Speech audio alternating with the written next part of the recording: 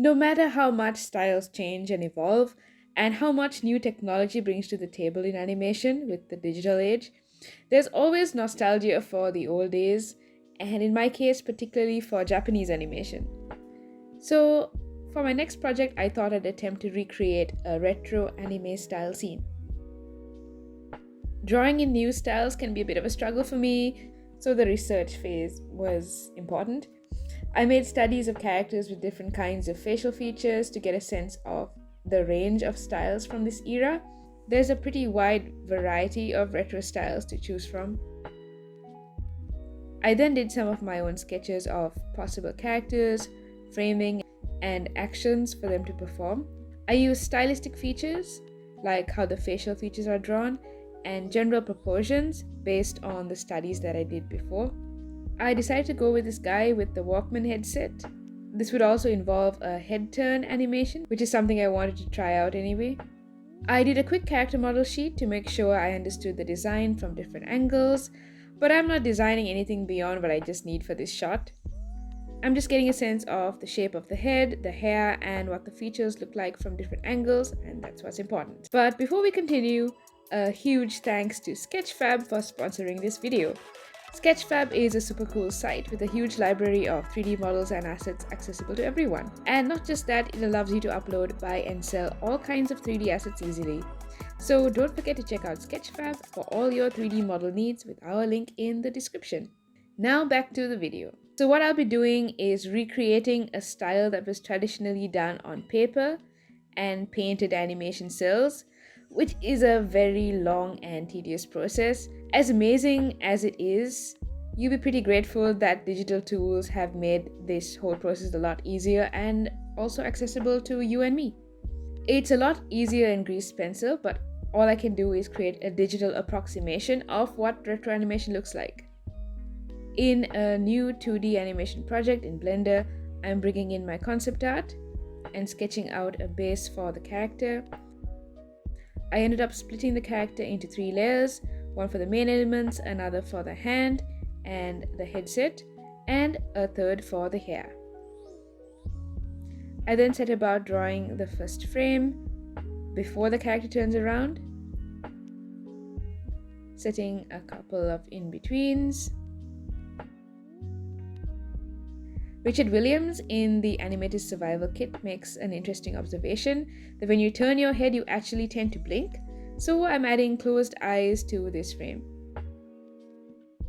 Adding a few more frames to start fleshing out the action.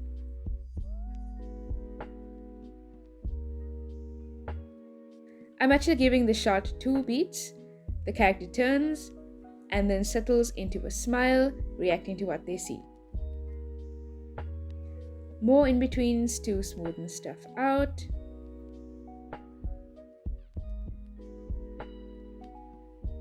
Now I'm animating the hand separately on its own layer. Also paying attention to the headset.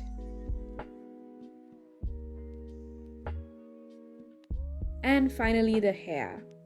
It's important to keep in mind what the 3-dimensional shape of the hair is, which is where the model sheet comes in handy. I've added a little bit of drag to it as it settles into the final position. There's also a bit of a bounce up and a settle on the hand. Now I'm doing a sketch pass on the whole animation. In traditional animation, this would be done in pencil. So I'm using the default Grease Pencil pencil brush.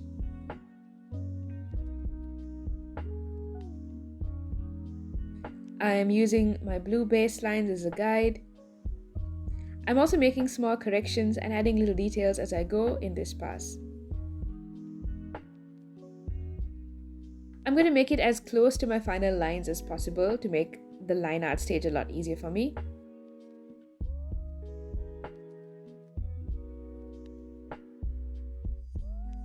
I'm also blocking out where the shine on the eyes would go. And I've got my animation down.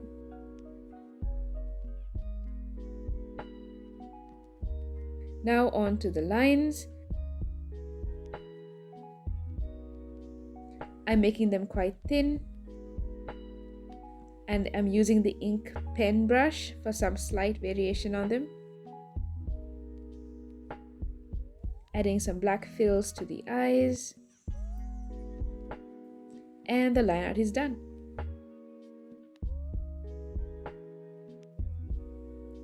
The lines in this pass are pretty clean, so the fill tool can manage almost all my work for me. I just have to add some small adjustments and corrections here and there.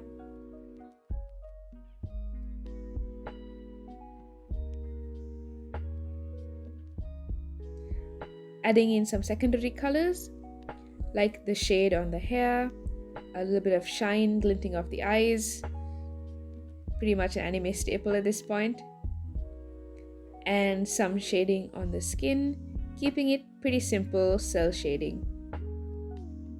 And finally, I'm bringing in a background that I painted separately, and here's my animation. So I thought I'd add a bit more to the end of my animation with a little bit of wind blowing the hair about, filling it in. And I finally thought I'd add some sakura petals on the breeze for some real shoujo anime flavor. And there's my animation.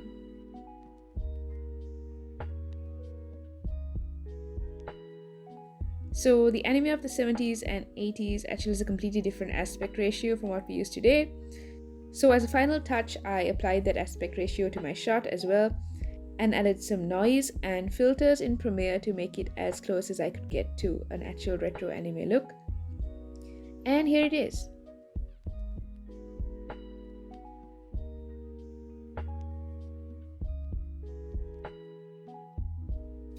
A huge thank you to all our patrons on Patreon. Their names are up on the screen right now.